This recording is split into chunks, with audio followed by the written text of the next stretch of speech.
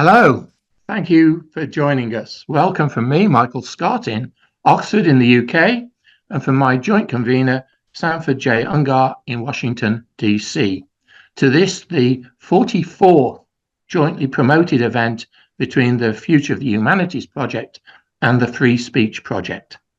The latter is sponsored by Georgetown University and the former by Georgetown's Humanities Initiative in association with Campion Hall, Oxford, and the Las Casas Institute for Social Justice, Blackfriars Hall, Oxford. Together, the two projects consider issues concerning human dignity, rights, cultures, histories, traditions, and freedoms in a wide spectrum of educational activity, policy, expression, and aspiration. In a moment, I'll hand over to Sandy, who is the director of the Free Speech Project. He will introduce today's distinguished guests and moderate the ensuing discussion before I return to chair the question and answer session in about 45 minutes' time. From the start, you can type in questions to the panel by using the Q&A button at the bottom of your screen, not the chat button. These will come to me during the session and I will try and put them to the panel to consider. We urge you to ask questions as and when they occur to you so that we have no bottleneck at the end. So I'm looking forward to today's discussion about the UN. Over to you, Sandy. Thanks very much, Mike. As you say, we have a very distinguished and well-qualified panel today. I want to thank them all for joining us. So Lina Lyon is professor of political science at the University of New Hampshire and has written many books and articles about the United Nations. Laurie Nathan, coming to us today from Oslo in Norway, is director of the mediation program at the Kroc Institute for International Peace Studies at the University of Notre Dame, a very important institution established some years ago by the Kroc family. He has done extensive research on international mediation. Barnaby Powell, we're fortunate to have a writer and speaker and expert on China today who will bring a special perspective to this. He is coming to us from the outskirts of London. And Mike Sachs is back with us again, emeritus professor at the University of Suffolk in the UK, chair of the United Nations endorsed Institute for Responsible Leadership, and very much involved with UN history and programs. I want to start by saying, when I was a schoolboy a few years ago in a small town in Pennsylvania, not all that far from New York, we would go on field trips to the United Nations, and we would be awestruck by being in such a place where such important things were happening and where the fate of the world was in the balance. And I haven't taken the time to check, but I have a feeling that in my old school and clubs and so on, that's not happening today, and that's representative of a kind of falling off in the prominence and the centrality and the reputation of the UN. So I want to ask all of you to comment on that. Am I right to perceive that there's a true and meaningful decline in regard for the United Nations, importance of the United Nations, or is that just crabby of me under the circumstances? I'd like to hear everybody talk on this, but Laurie Nathan, why don't we start with you? Well, Sandy, thank you. And thank you for the invitation to participate in this discussion. I think I would vote for crabby on your side. The UN is a vital institution. It has limitations because of the nature of power and the way in which the international system is structured. But the UN is an indispensable institution. And of course, it's not one thing. It's a collection of things, including the Security Council, the Secretariat, the specialized agencies, the General Assembly. We are preoccupied perhaps with the Security Council in this discussion, but I'm simply making the point that the UN is a collection of many things, some of which are very, very effective and others less so. Thank you. Alina. Well, first, let me just say thank you for inviting me to be part of the conversation. It's an important one, and I really appreciate us thinking about it. So I will echo Laurie in that. So the UN is many things, and as academics, we tend to think of three United Nations, right? So the venue for member states, right? For countries, it's an arena, right? For countries and their diplomacy. For good or bad, and that's actually one of the most problematic elements of the UN. But the second UN, we tend to think of the bureaucracy, and as Laurie just mentioned, it's an institution of institutions, some of which are very effective and some of which are highly problematic. And then the third UN is one that is becoming more and more relevant, which is it's a venue for civil society, for organizations all over the world that may not be connected with governments that are working very hard on issues, whether or not it's climate or displacement or health issues, right? And so you want expertise, maybe it's the private sector, those types of things. So we tend to think of three UNs. But to speak specifically to your question, so my area of research is really on US relations with the UN. And absolutely, many people in my research, I wrote a book looking at kind of the history of the US relationship with the UN. And we remember that there were, for UN Day, October 24th, there used to be parades in the United States and international balls and galas with a lot food celebrating that. There have been a lot of tensions, and a lot of that comes, I think, in the 1970s with Vietnam, prior to the 70s with Vietnam, and then during the Vietnam War, there was concerns, and the American leadership has been really, there has been bipartisan bashing, and we've used the UN here in the United States as a scapegoat for many different things, which really, in terms of public opinion and support for the UN, has diminished over the years, and you can actually see that in the data. So, Sandy, your field trips have definitely diminished, and many Americans don't know much about the UN these days. The literacy is quite low, and have very little understanding of its capacities. Well, that may be due in part to the rather low level of coverage of some of the routine activities of the United Nations in the media, which we'll get to later. Mike Sachs, you've done a lot of work with the UN. Are you satisfied that it's still a vibrant institution? Yeah, I am actually. And it's not just because I'm the chair, as you said, of the UN-endorsed Institute for Responsible Leadership, and obviously do a lot of work, going to Geneva and other places, briefing diplomats and ambassadors.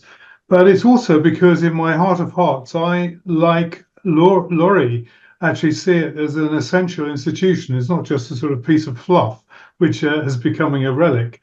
And in fact, on my visits to Geneva, as opposed to New York, it's typically teeming with students. And I think there may be a bit of difference, a different frisson, on the other side of the Atlantic in terms of how it's regarded. But certainly in terms of my academic profile and my belief in responsible leadership, it is an essential piece in the jigsaw. And I will agree actually with both Laurie and Elena that basically the UN is a box of many things. And I think that while we may be tempted to talk predominantly about the Security Council, I think it's also very important to talk about other aspects of the UN, in the abstract, including not just peace and security, but human rights, humanitarian aid, issues to do with sustainable development, and indeed the maintenance of international law, because I think in many ways they are all interlinked. It's not just the Security Council.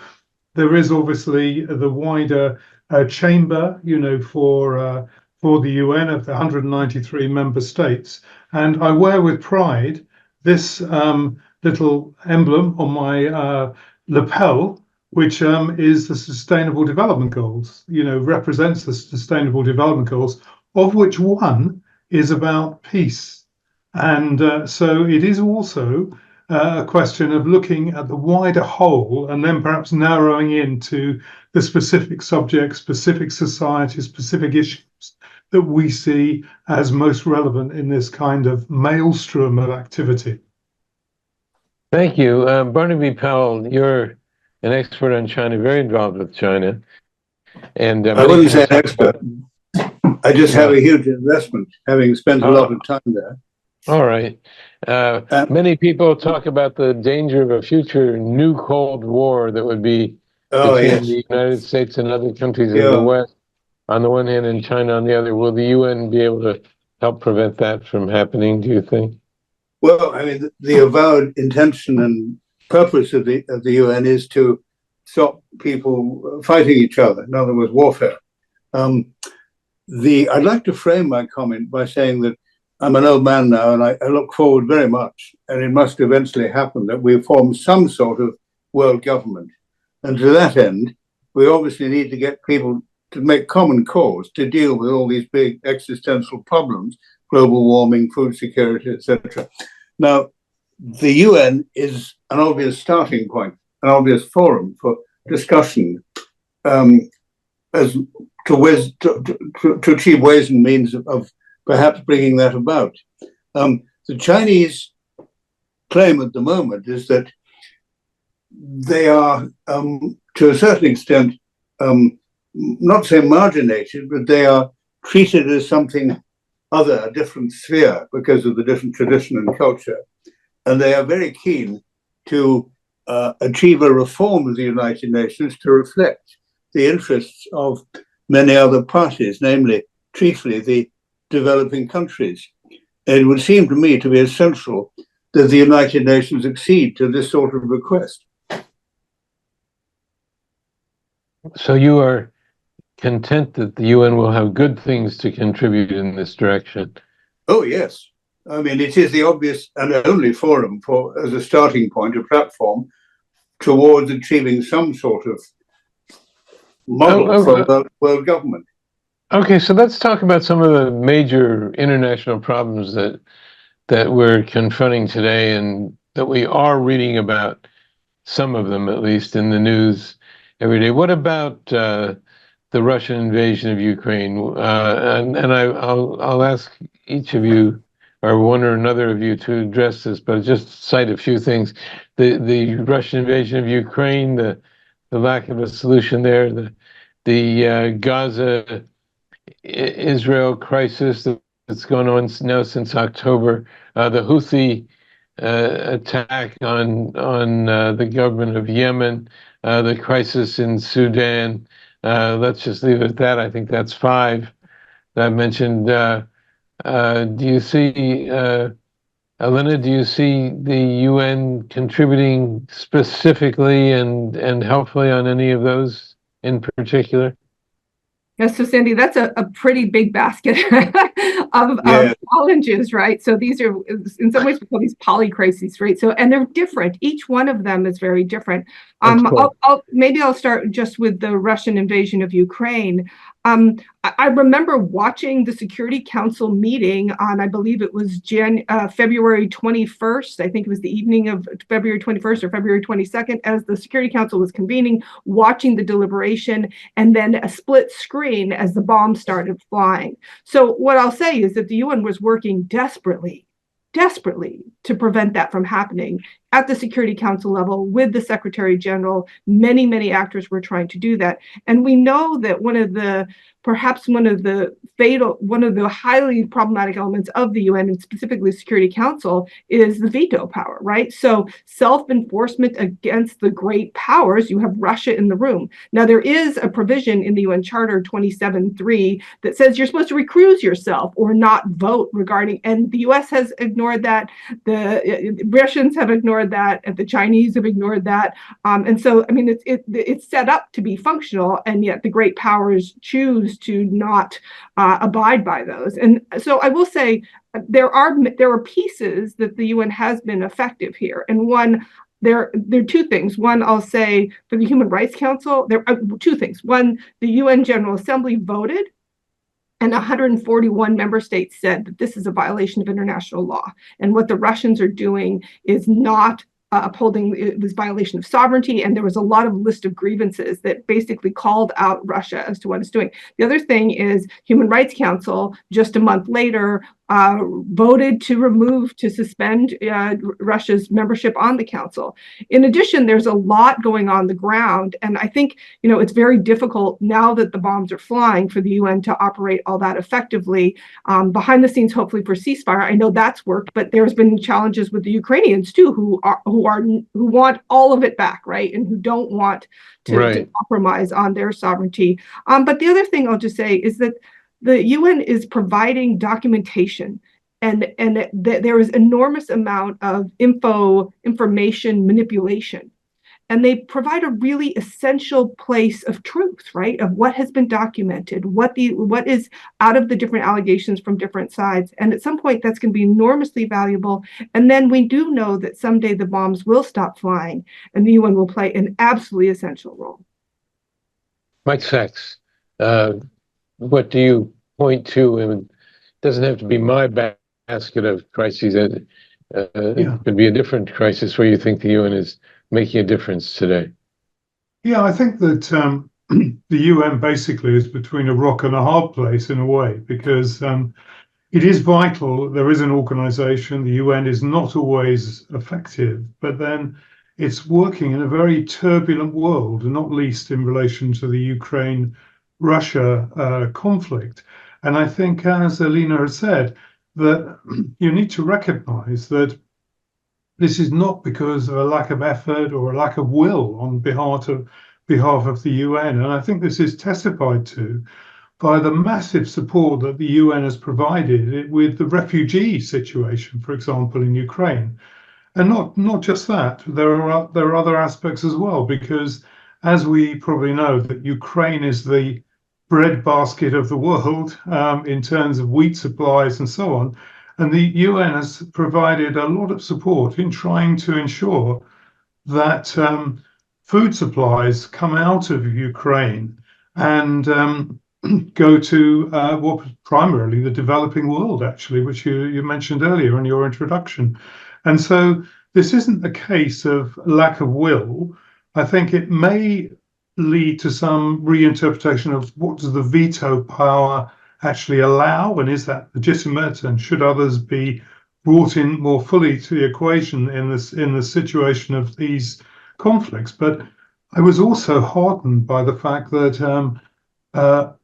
some 2 or 3 months ago, Guterres, the Secretary General of the UN, had actually made some statements about the illegitimacy of encroachment of the sovereignty on another country. And I think this indicated, at least in ideological terms, where the UN was coming from, even if the veto power made things quite difficult. Laurie, you're in Oslo at the moment, which is at an institution which is bound to be a supporter of the UN, I suppose. What do you have to say? I mean, I have a sober, realistic expectation of the UN. The UN Security Council is a collection of states. And more specifically, it's a collection of powerful states, not least because the permanent five have a veto and are able to block progress. So in that sense, the Council is a reflection of global politics. It's not a perfect reflection of global politics, but it certainly is a reflection of power at the international level. It doesn't transcend that. It can't transcend that. It is not a world government. It's not a world executive. It will never become that. And that is not least because the international system is characterized by state sovereignty. That is the rule of the international system. The UN doesn't sit above sovereignty. We could debate that from an international law point of view in terms of Security Council resolutions, but that's the realpolitik. That is an inescapable limitation and constraint, as the other panelists have said. Despite that, the fact that the UN Security Council has just passed a resolution on cessation of hostilities in relation to the Gaza war may be too little, it may be too late, but we are far better off with that resolution than without it. So it's an imperfect institution, the Security Council, but better than no institution at that level. I would add, from a more idealistic or normative perspective, the UN is the single most influential actor globally in terms of the development of liberal and progressive norms. So if you're looking for who keeps the flame on international law, international humanitarian law, respect for the rule of law, respect for democratic rights, human rights, gender equality, it is the UN that is the developer and maintainer of those norms. So the world would be much the poorer without that. Thank you. Barnaby, where do you Yeah. where do you see the UN making the most important contribution at the moment, and what would you like to see it do better? I agree with what Laurie just said. Absolutely, he's quite right. The problem, the phrase that jumped out at me was liberal and progressive norms, which are not accepted by, particularly by China, probably less by Russia. This is the sticking point, where there is a crisis of sort of incompatibility of values, and there's a sense in China and Russia, less so perhaps, that for so long the United Nations has embodied Western values predominantly, which is a perception rather than a reality. And they are sick, particularly China, of having liberal values stuck to them. They maintain that they can use the United Nations, but it needs to be reformed, as I said earlier, to represent a wider constituency, particularly the global south and the developing countries. Otherwise, they feel that they're being continually more or less guided and persuaded and cajoled into going along with a Western system of rights in particular. And this is the key word, I think. The Chinese don't accept the notion of a right as something which inheres naturally to a human being. Theirs is very much a matter of giving priority to duty and responsibility and obligation and loyalty, and hence our perception that they are a country characterized by a collective spirit, which we don't, so loosely we adhere to in the West. But this is the sticking point, I think, where they feel that they do need their place in the sun as a growing national or international power, and they want to bring in all the people that they are now championing in the global south, and to achieve a much wider representation, not just in the Security Council, but in the United Nations and all the bodies too.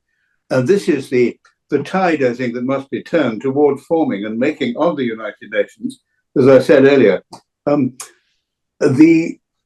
if you like, the launch pad for some form of reconciliation and you loosely use the phrase world government, but some sort of arena where norms are actually respected and accepted in common, in order to make common cause to deal with all these problems, which will otherwise overwhelm us. Let's talk for a moment about some areas of reform that are quite often spoken about. For example, the limited membership of the Security Council. And it's for many decades now, people have said, well, the Security Council represents, even though there was a change in the 70s in who represented China, but represents a very static notion of who the important powers were in the world at the time the United Nations came together in 1945. So, Elena, if, the global south, I mean, the southern part of the world, the nations power have complained they're not well represented in the Security Council. Middle powers, places like Brazil, South Africa, perhaps, other third world countries have felt that the Security Council is just unapproachable for them. What would you do to try to make Elena, what would you do to try to make the Security Council more representative? So, such a fascinating question. It's actually being debated right now, and I'm on a working group that's looking at this for the Summit of the Future, which is a summit that's being held in September. And so we're all talking about these things and thinking about these things.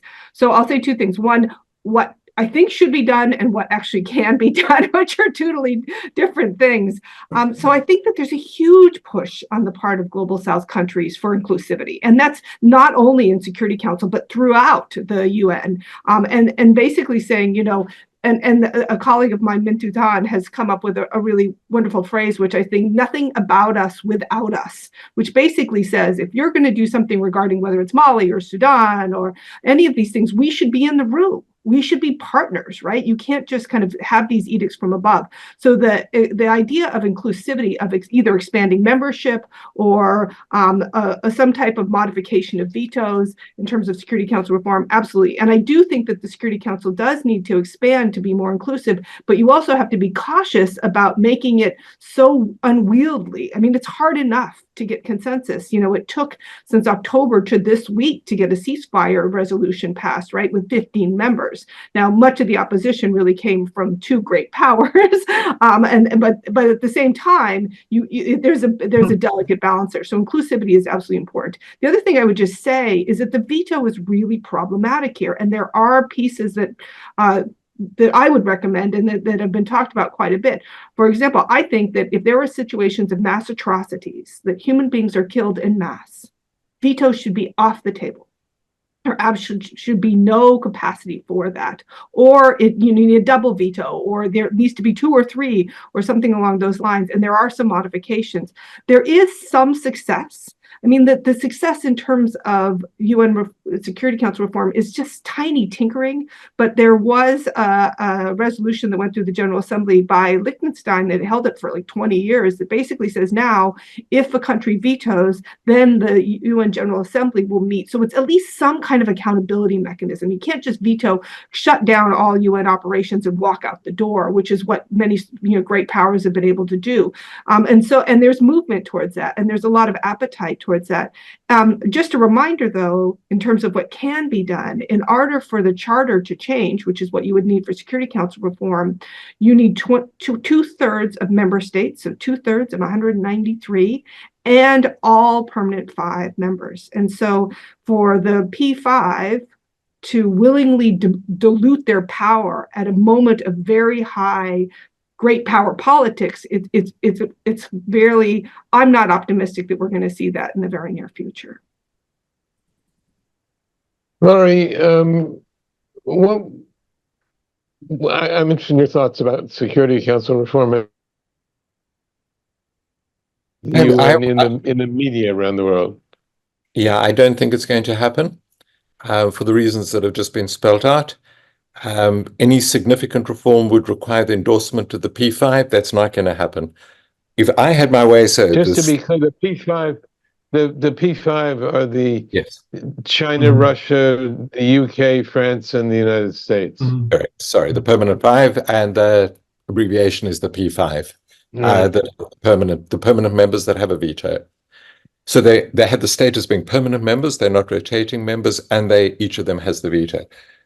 For me, the ideal reform would be no veto at all. Scrap the veto, and you could raise the bar to prevent inappropriate incursion into domestic affairs by saying that a 2/3 majority or 3/4 majority is required for resort to coercive measures or authorization of use of force.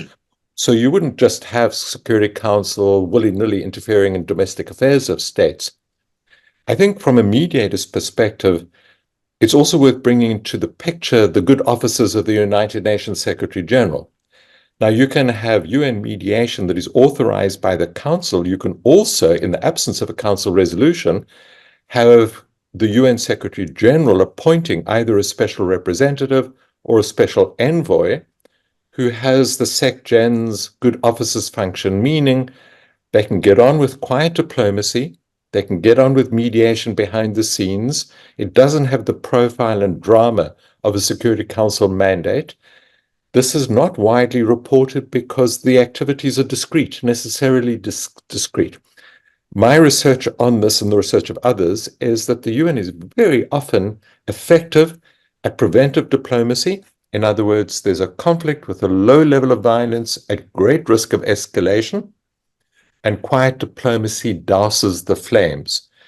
This is not widely reported, not because it's discreet, or not only because it's discreet, but because it's not newsworthy. This is the dog that didn't bark. So when the UN fails at mediation, you have civil war, Yemen, Syria, Sudan, South Sudan, etc. When they succeed, it's not a big news story because, well, there wasn't the war. But I think there's quite a lot of research on preventive diplomacy that highlights realistically some measure of UN efficacy with its partners that are sometimes countries and sometimes regional multilateral bodies.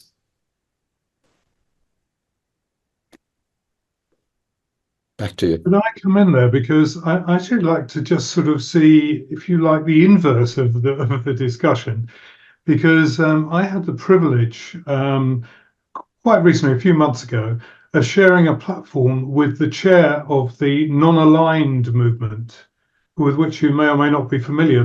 This is the second largest organization outside of the UN, which is global in context. It contains 120 countries, as opposed to the 193 of the United Nations. And this was really interesting because I do think that the members of this group are largely, almost all, from the global south, with South America, Africa, Asia. They seem to get on extremely well, and they seem, from the reports I have from the chair, to work through consensus in terms of moving forward, despite the barriers of religion and politics and so on and so forth, which was really interesting. But these guys, the 120 countries, should be pitching inside the United Nations, not outside as a separate group that in a way feels sidelined by the United Nations. They feel they've got a particular case to argue. I mean, I get around the shop quite a lot, and recently too, we've just signed up as a fellow of our Institute of Responsible Leadership, the Assistant Secretary General of the Commonwealth, who, oversees the work of and the operation of governments in some 56 countries.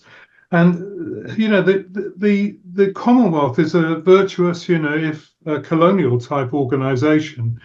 But together with my observations on the non-aligned movement, I think both these cases highlight the question that Laurie was posing earlier about where will we be without the United Nations? Because these groups do not cover the world. They're not globally inclusive in the full sense of the word. And we need the UN perhaps to be a little bit more alive to the need to include all parties, including the global south as well as the global north, on a more equitable basis. And that's maybe something that needs to be looked at as we move on further.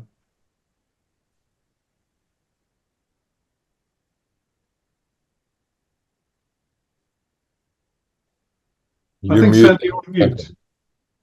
Yes, thank you. I'm sorry, I lost my internet connection briefly a short time ago, and it came back muted. I didn't notice. Is it, in an odd way, I know this is would be regarded by many as a radical question, but Barnaby, do you think one of the disadvantages of the United Nations is that its headquarters are in New York? Well, I tell you what I really think. I think that, and it's been amply illustrated by attitude of the previous president and people like John Bolton, who are not great fans of the United Nations, that it's almost held at arm's length. It's not really, they don't buy into it, the Americans. That's the impression one has in Europe. And therefore it's regarded more often as a talking shop rather than an effective broker of peace or stopper of warfare. And this is why I think it needs to be broadened and the representation increased in order to alleviate a lot of the problems of poverty and migration that we are now feeling, the impact of in Europe. So it would be good if the Americans were more on side. I just make that observation in passing and did endorse it with a bit more heartfelt conviction. Well, go ahead, Laurie. Just in terms of realpolitik, it's not surprising that major powers do not want to be constrained. Whether it's China, Russia, or the US, Why would they want to be constrained when Mm. they have the power to act unilaterally? Who enjoys Yes. constraints of international law and multilateralism? It's the weak states. And the middle powers are a mixed bag. So there are middle powers that promote multilateralism, particularly the European and Scandinavian countries. And then there are middle powers that prefer the no constraint. So again, this is a reflection of international politics and power. For what it's worth, here's a little anecdote. I did a project recently, a research project on the effect of UN Security Council resolutions on mediation. In other words, how does the wording of a council resolution on Mali or Central African Republic or Syria, Yemen, impact on the mediation? And to do the research, I interviewed senior United Nations mediators, not for attribution. And one of them said very tellingly, if you think that you can do an analysis, if I think I can do an analysis and make recommendations that ignore realpolitik, that are based on norms and ideals, I will have completely misunderstood what's going on. And we may be idealistic, people like ourselves, and that's great. But I think if we don't take account of realpolitik, we haven't understood the nature of the beast. Ah, yes. Where is Herr Kissinger when we need him? Or Metternich or Bismarck.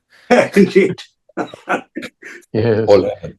No, If I can just weigh in just a moment on Yes, that please. in terms of the realpolitik. I think, it's funny, the title of our discussion today was about the idealism of the UN. And I thought, from having read founding documents in the dialogue in San Francisco, yes, there was idealism, but it reeked of realism. The P5, the Security Council, it's a victors organization, right? The victors of World War II wrote the rules to the game and privileged themselves, right? So it's hard to see idealism in that particular piece.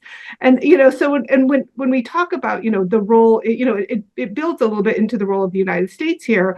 At the time, 45, the U.S. had a great amount of credibility and legitimacy, and it seemed like a very appropriate place. The UN has headquarters all over the world, Geneva, Nairobi, UNEP is in Nairobi, Bangkok. There were the UN is all over the world, and there's many places and many things. The other thing, and just to bring another complicated layer to this, we have to look inside these countries, especially these great power countries.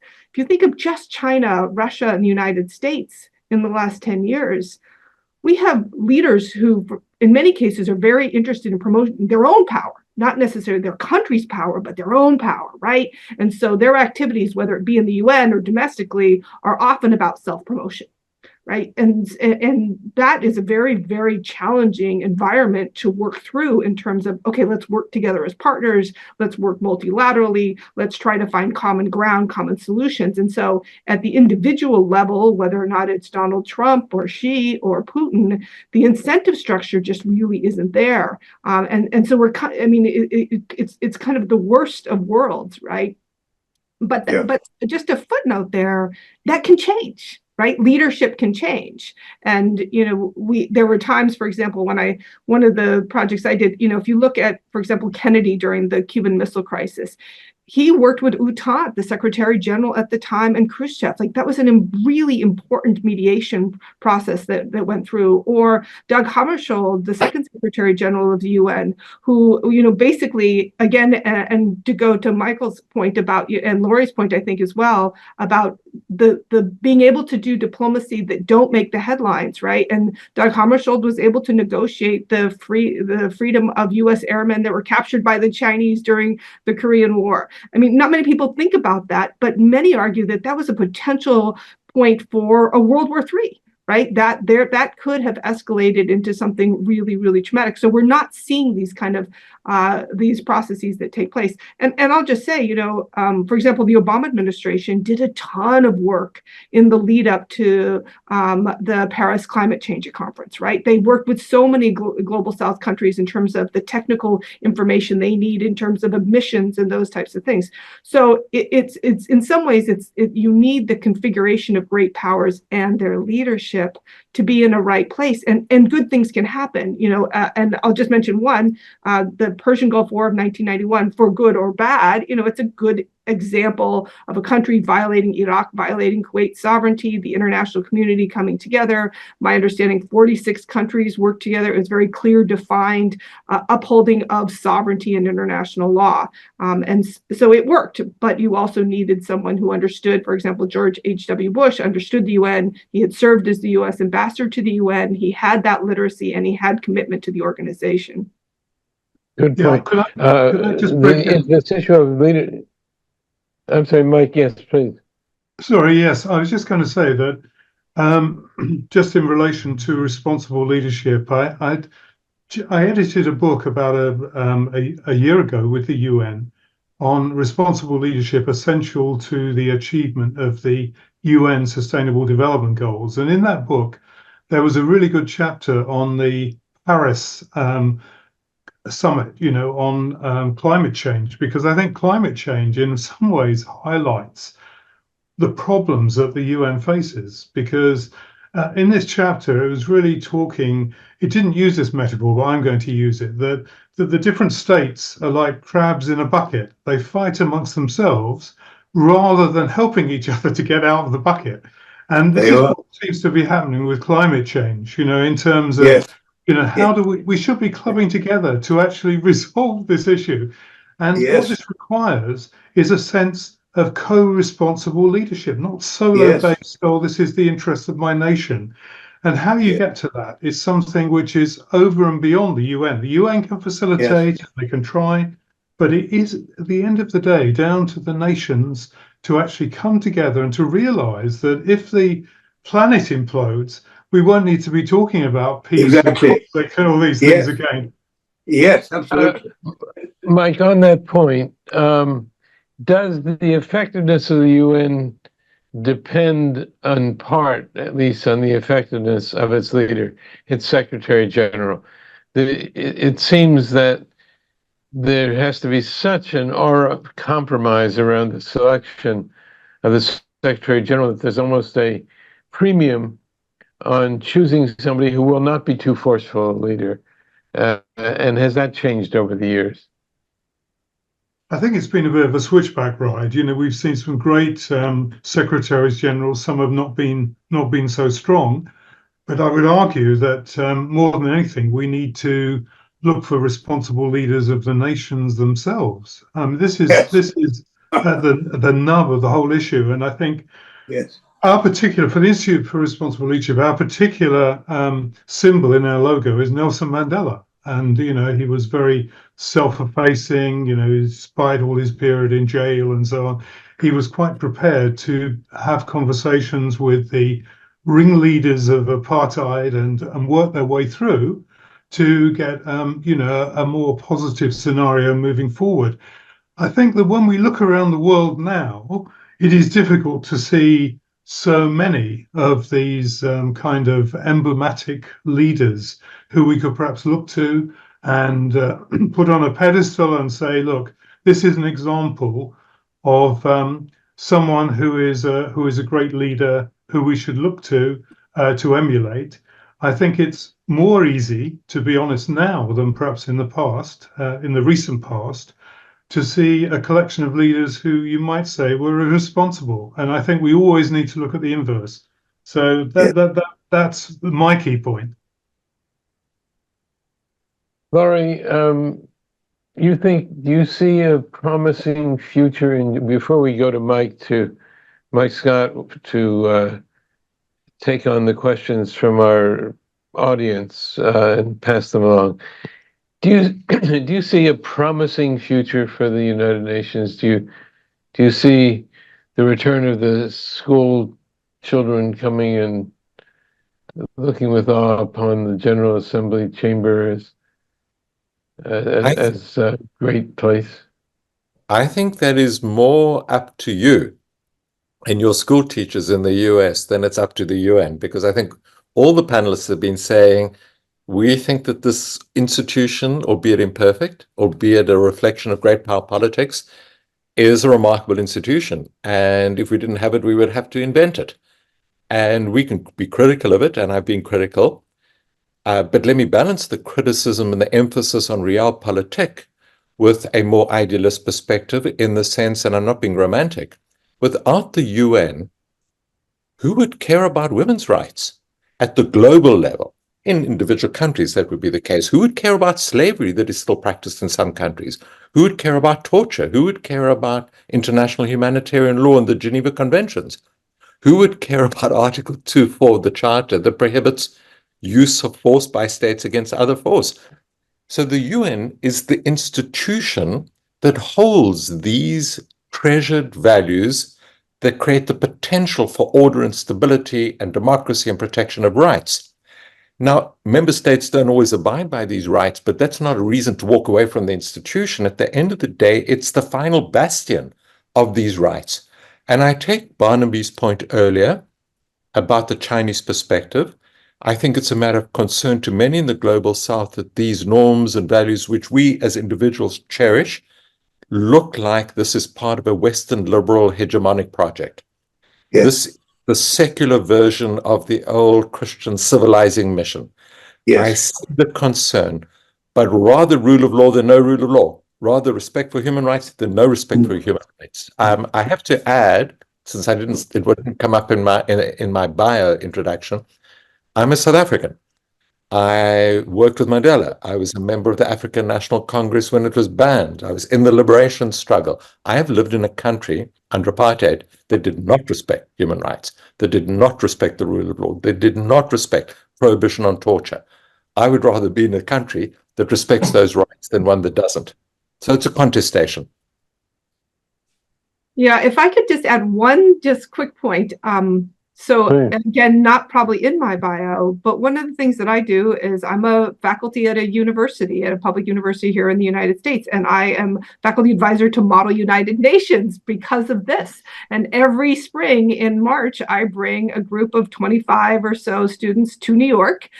They are assigned a country, they represent that country. We had a very challenging assignment of Russia this spring, and we did South Africa in Germany, I take them to the General Assembly Hall and said, you'll be delighted that they are absolutely in awe and they are humbled and inspired. And I had a Nigerian student with me who had talked about how the UN was there for him and that he wouldn't be in the United States receiving the education he is without the United Nations and that assistance. And his goal now is to go back and work. So to end on a little bit of an optimistic note, there are still young people traveling to the UN who are very inspired, and that particular conference is usually about 5,000 students. So. Of course, I do realize that. Turn things over to Mike now, but I do want to say, Mike, as you know, I don't ordinarily take the role of the cynic in order to provoke our idealist panelists, but I seem to have excelled in doing that today. So over to you, Mike. Not at all. There's an unnamed attendee who asks, as regards realpolitik and the P5 veto, do the large nuclear arsenals of those states function as a de facto veto? If the structure of the UN reflects actual power, should the veto be extended to the other major, in brackets, nuclear states? Laurie? I would definitely oppose the idea of extending the veto. My argument was the opposite. The greater the number of countries that enjoy a veto, the more gridlocked the Security Council. So I would push in the opposite direction. I think you want no vetoes. Is a nuclear control of nuclear weapons a de facto to veto? Yes, it is. I mean, in terms of the real world of power politics. And if you look at Israel, if you look at Iran, if you look at India, Pakistan, which are not P5 members, whether they have them or we think they have them, of course. I mean, that is affecting strategic calculations in situations of conflict in a dramatic way. But if the question were, which institution on the planet has the best chance of controlling and managing the problem of nuclear weapons and potential proliferation, there's only one answer to that question, and it's the United Nations. Alina? Yeah. Alina, any comment on that? Yeah, I think tying nuclear weapons states to P5 membership or to permanent membership is actually really, really dangerous. I will say that just to echo what Lori said, the very first meeting of the United Nations dealt the topic on the very first meeting on the very first topic agenda was on the issue of nuclear power, and it's something that the UN has been working on extensively for over 75 years. And despite the fact that we have concerns about, for example, Iran and North Korea. One of the things I'll point out to my students is that it's actually been fairly effective. We haven't had the use of nuclear weapons since Nagasaki and Hiroshima. Of course, those were atomic. We have limited, there are many countries in the world, as I understand, Latin America, and since South Africa has agreed to give up theirs, all of Africa has declared themselves nuclear-free zones. I mean, there is significant success. And many will actually point out that their nuclear arsenals, at least they claim, are not actually offensive, right? They're defensive, right? So it's not that we have guns pointing at each other, so now we should talk, right? Now we should meet at the conference table. The conference table should be made up, and again, speak to the question of inclusivity, of weaker powers, of middle powers, of powers from all over the world, rather than just the big dogs in the clubhouse. Thanks for that. I'm going to stay with you because there's another question coming from Angela Preston, and I do notice today, which is quite unusual now, that we only have one woman on the panel. We usually try to ensure that we've got a balanced panel, and over the course of these programs, we do get that balance. But so I apologise to you actually that we've only got one woman on the panel today, but. Angela raises this as another issue. If the UN required equal genders of negotiators on war, do you think there would be more progress on ceasefires and ending of wars?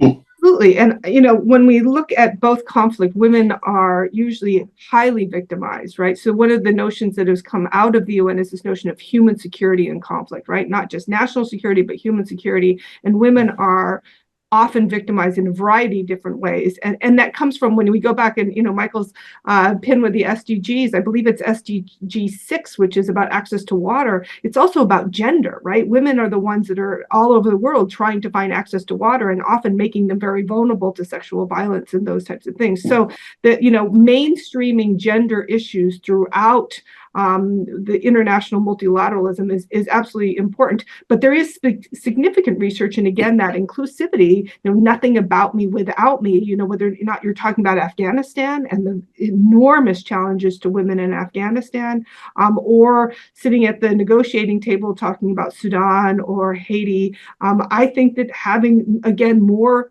diversity and inclusivity, particularly women at the negotiation table, is essential. And there's lots of research, especially in peacekeeping, that if women are part of putting together what these peacekeepers will be doing, the peace kept, if you will, that there's much higher probability of success, right? So that they're not they're in the conversation. They're the ones that are also talking about what are the needs. And I think it was Michael and Lori both pointed out that when you're talking about conflict, you're not just talking about violence. You're talking about access to food. You're talking about displacement, education, health. That it's a collaborate. There's a combined challenges, and women are at the center of so many of those. Thanks for that, Mike. Do you want to come in on that? Yes, please, if I may. I mean, I am totally on board with the fact that we need to advance women's rights, and we are in a situation in a world where there is a massive amount of violence against women in many societies, where there are glass ceilings that women struggle to break through, which are really not acceptable.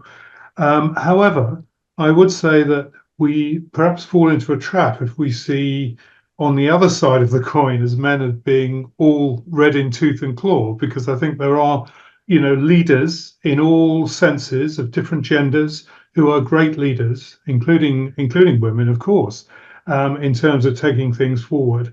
And I think that we need to very much respect this. In terms of the negotiations, Obviously, the texture of the negotiator on both sides is important in terms of the outcome, but it is also true that different countries may be coming from different positions of power in terms of realpolitik. And so whoever you put in as a negotiator may be working on an upward curve if we're in a situation where there is some kind of uneven power balance, whether that be through nuclear weapons, whether it be through economic prominence in terms of power.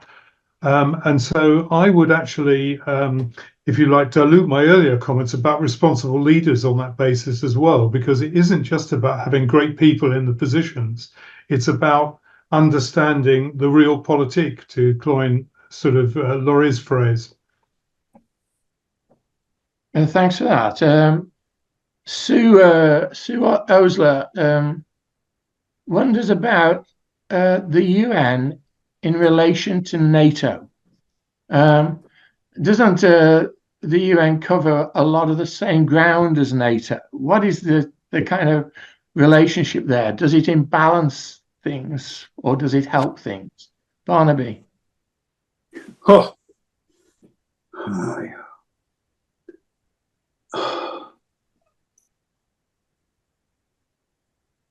I really don't know. I mean, you said NATO, yeah? Yeah. Yeah. No, NATO. I'm a child of NATO. My dad went to Paris after the war with Sheikh to reorganize the military might of Europe, among other things. And then he represented British aviation in Germany for a time. So I'm a European through and through. We are a mighty force which is almost bending over backwards not to be engaged. Particularly the Germans have some reluctance in joining force or re-equipping themselves. The problem with NATO, I think, is that in many ways, ironically, or somewhat, one somewhat loath to admit that Mr. Trump was right in asking the European countries pay their way a bit better towards contributing to the cost of maintaining the military strength of Europe. NATO is absolutely vital to give people any sense of security. But I don't think the risk of Russian invasion is real, less so even the threat of nuclear strike, which is absurd. I've never, even when I was younger, I never believed in the nuclear threat, the CND stuff. I thought it was nonsense. I still do. It's simply not going to happen for obvious reasons, which I don't need to go into. But we do need to be prepared, and we do need to spend more on the budget. Please. I move to Laurie on this one about NATO and the UN relationship. Well, no, I've just used go to Laurie now, please. Okay, they're completely different institutions. They have different functions, different membership, different orientation. NATO is a defense alliance premised on an attack on one is an attack on all, and it has limited membership. It's absolutely nothing like the United Nations. You could, in security terms, refer to the UN as a collective security system, but it's not a collection of armies and member states committed to defending each other when any of them are under attack. But Michael, since I have the floor, can I just take advantage and come back to the earlier question about women negotiators? I think it's worth for participants and audience that are not familiar with this issue, there's a critical UN Security Council resolution. It's referred to as Resolution 1325.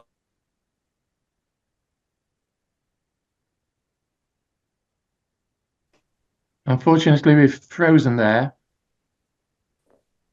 Yes, we've had interruptions in their service throughout this period. Perhaps Laurie will come. Laurie, it may be wise to, if you hear me, to disconnect and reconnect. So if I could take the NATO question, and then when Laurie Yes, if pops you in, would, he yes, can take the please. 1325. He can make that point because it's an important one. Agreed. You know, the United Nations is the only international governmental organization with universal membership and universal scope, which means it's got all countries member states can be part of the United Nations, and it can deal with all issues from women's health to climate change to nuclear proliferation to terrorism to cybersecurity. I mean, it has that level of scope. NATO does not have that scope. NATO is very clearly a security organization. Now, I will point out that there's been times when the UN and NATO have worked together quite effectively, right? So the UN was supposed to have a standing army. The UN does not have a standing military force. It does not have military capacity. That was actually in the Charter, Article 43, and it never came about. But there have been times, for example, within Kosovo, within Afghanistan, Libya. There have been many times in which the UN has actually authorized, although Kosovo is a tricky one, we can get into the legal issues there, but authorized NATO to implement some of the UN Security Council resolutions. So they can potentially be complementary. But we'll point out that the Chinese are not going to be thrilled about that, nor are the Russians. So it's political, but again, completely different scope in terms of membership and the mandates in terms of what they can and should be doing. Yeah, could I Thank you, also Ray. add that basically just on the NATO issue, I think it's rightly identified as being quite different in kind from the United Nations, but it does in some ways raise the issue which has been out there, which is should countries be on the Security Council, or should it be blocks of countries? So NATO probably wouldn't be an appropriate body, but the European Union might, for example. So this is one of the issues which has been raised to counter the power of individual countries in terms of veto.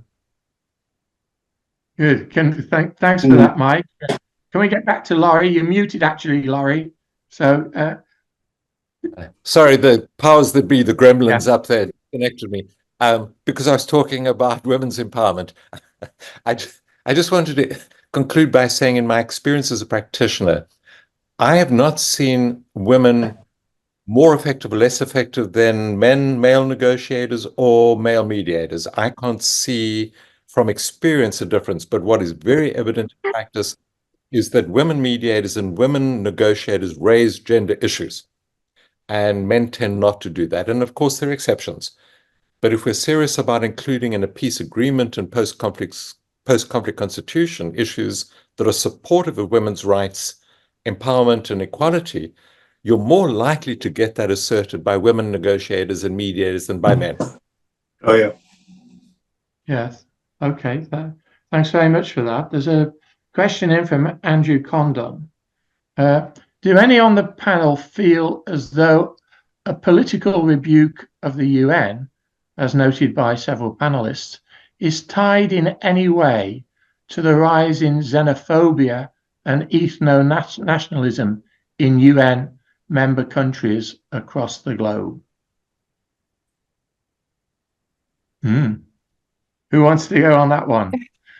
So I only have the perspective Okay, of the United States, but I'm happy to just quickly mention that. So I don't know about xenophobia. I will say that on the part of the Conservative Party in the United States, there have been concerns about lack of sovereignty. There have been concerns about relinquishing power to, even the federal government here in the United States. Many conservatives are concerned about the power that the federal government wields. And so the UN it's assumed that the UN is yet another layer of government, right? Yet another layer of intrusion. And so it has been a target, again, as I said before, since the 1970s by many as having, and sometimes they have no understanding of the sovereignty restraints on the UN as another tool or instrument of, violation individual rights. Again, it's very different than Barnaby's point about the Chinese and this community level. And so that narrative has fed and there were times, in my home state of the state of New Hampshire, there was a resolution passed within the state house rejecting Agenda 21, which is a very innocuous resolution that is making a commitment to the sustainability. The UN has been created as a boogeyman, right? So, especially as kind of the term globalism and globalists within the United States has matured, the UN epitomizes globalism, right? and why should we as Americans care about the rest of the world when we have our own challenges domestically? And I will say that leadership, going back to Michael's point about leadership, hasn't made a great argument about the fact that there is significant interdependence, and one thought that maybe COVID and a global pandemic might make that point, that what happened in Wuhan, China may actually have a significant impact on your economy. Yes.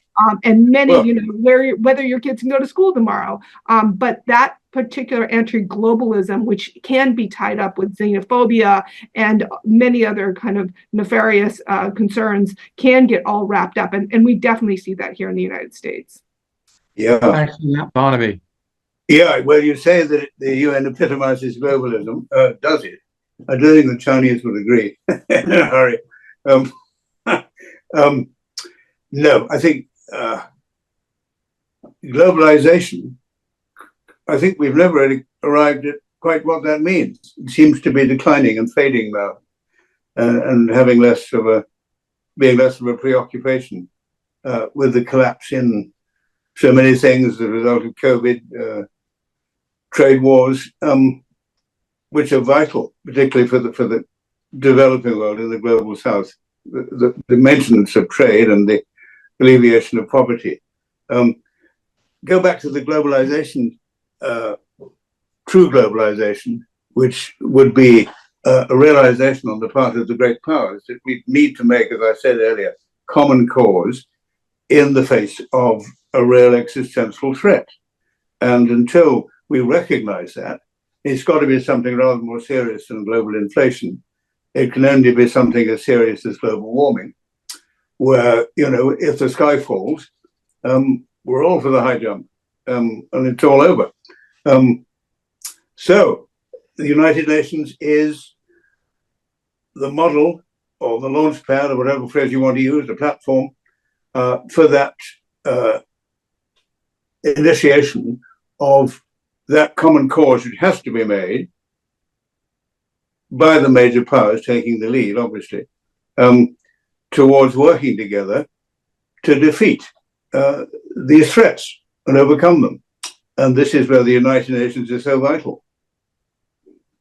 I think this is very much related to identity politics.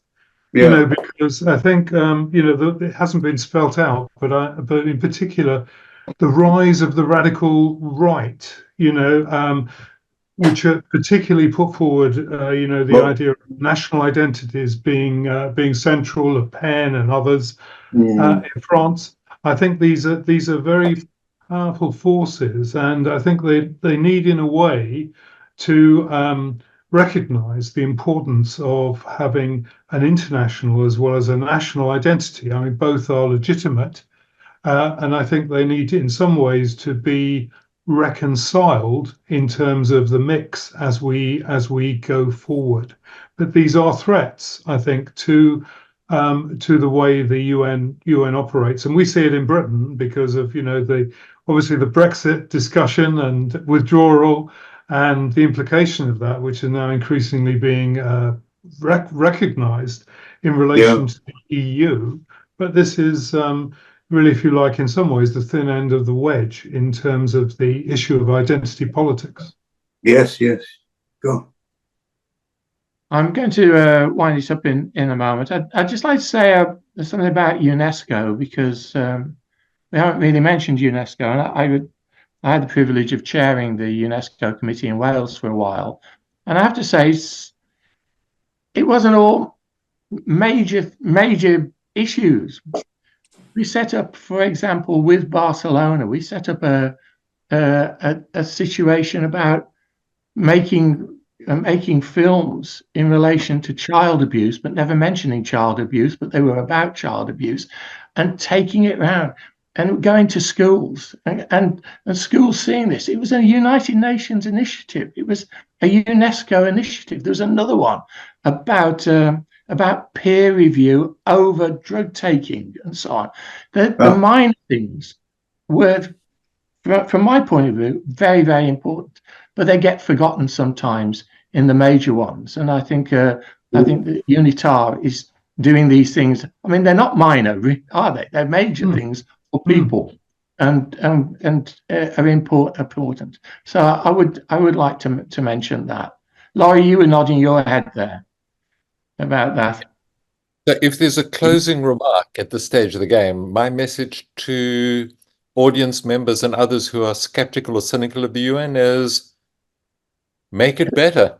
Make it better. If you stop complaining. At the end of the day, you need to prevail on your own government, exercise your own vote, prevail on your own government to be responsible multilateralists. And if you want to press for UN reform, stop complaining and press for UN reform. This is our institution. And as was said right at the outset, this is also an institution which civil society is increasingly engaged and has a loud voice. So it's not as if it's exclusively a statist or governmental organization. There is room for activists on a variety of progressive causes to be heard. So stop complaining, get active. Sure. Good. I think everybody's going to agree with that. I'm going to hand over now to Sandy, and then before closing. Right. Just briefly, that was a wonderful discussion, and I'm grateful to our internationally qualified panelists for taking the discussion beyond daily petty politics about the United Nations, which I'm afraid too many Americans are the victims of. And this broader expertise and activism has been very helpful to set us straight. As usual, I want to thank everyone who helps us produce these monthly programs. I think we've established that this is number 44 we started at the depth of the pandemic, and Mike Scott and I have been doing this ever since then. We're very proud of what we've done and appreciative of the contributions of all our panelists. We're also thankful who helps us pull things together here in Washington, and to the leaders of Georgetown University, most notably Jack DeGioia, the president who encouraged Mike and me to get this started in a moment when it was hard to think about how to break out of the situation we were in. So we're grateful for that too, and to other leaders of Georgetown, Tom Banchoff, the provost, Bob Groves, and others for helping us. And I know I've met the people in Oxford who were so helpful on Mike's end as well. So thank you all who joined us, and keep coming back, please. We'll have another on Russia and Ukraine in July coming up. We'll get that date out right away. Mike? Yes, well, thank you, Sandy, for chairing the panel. Thanks to Mike Sachs, Barnaby Powell, Laurie Nathan, and Anya Lyon for a really terrific afternoon's discussion. As you were saying, the next free speech project, the Crossroads International Dialogues in an event in association with Future Humanities Project, will be on Wednesday, July the 17th, and we'll be returning to the issue around the Ukraine-Russian war. So as not for us to forget that conflict, whilst we're looking at other conflicts, I'm afraid, through the world at the moment. There are so many of them. Anyway, we're going to go back to the Ukraine-Russia war on July the 17th. Cultural Encounters is on hold for the moment for the summer, but Cultural Encounters, books that have made a difference, will be returning, and it's on the 21st of October, the first one, and it'll be Professor Philip Booth from the University of St Mary in Twickenham, who'll be talking on that day, the 21st of October. For today, my thanks to everyone. My thanks especially to you for your support for our various series. I'm Professor Mike Scott, my fellow and senior dean at Blackfriars Hall, Oxford. You can follow me on Facebook as Michael Kerr Scott or LinkedIn as Professor Michael Scott. Until next time, take care, keep safe, have a good summer, but be with us on 17th of July. Bye-bye. Thank you, everybody. Bye-bye.